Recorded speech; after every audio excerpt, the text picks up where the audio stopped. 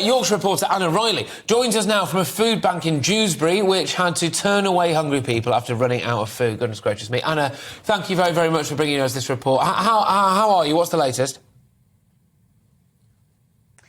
Good morning, Patrick. Yes, I'm joined by Tanisha Bramwell. She runs a non-for-profit Bramwell's CIO company, and she produces 30 food parcels per day for people living here in Dewsbury. But sadly, with the rising costs of living, people just can't afford to donate anymore.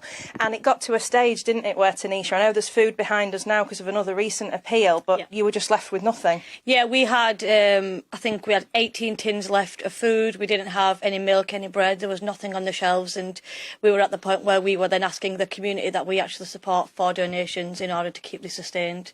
So it was quite a surreal moment, but we did put out the appeal, and the feedback has been fantastic, which has been great. But the realities are that, you know, this food isn't going to last long. When we're giving parcels out at 30 per day, and we know cost of living is increasing every day, social needs are increasing every day, that means that we're going to be used and utilised a lot more, which means once this goes, we're going to find ourselves in a very similar situation in the weeks to come.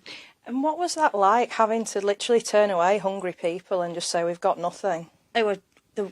We're awful, and it was terrifying too, because we're not the only food bank in the town centre, and then other food banks are also suffering, but we're people's last chance, you know, we're the last pot of call. So if they're not coming to us, then it's quite a dreadful moment, and it is a moment of dread in itself, where you think, can I delegate? Because I know that other food banks are, they're very overwhelmed too, so we're all in very similar situations. So it's quite a surreal moment to be in, knowing that we're the sixth richest country in the world. So yeah, it's not a nice feeling at all.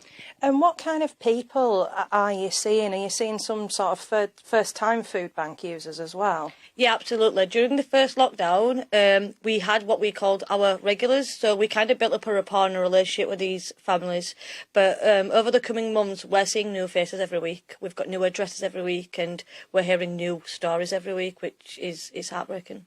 And what do you want to happen so, you know, you can keep going and keep supporting people? Well, like I said, we're situated in the town centre of Dewsbury, and we're not the only food bank that's sat here. In between these food banks is actually our local MP's office, Mark Eastwood, who's a Conservative MP, and we've reached out and tried to communicate so we can have some sort of talk and put some support system in place, because we need to be working, you know, cohesively so that we can all make sure that we're targeting the same social needs. But we're not having any correspondence at all from his team.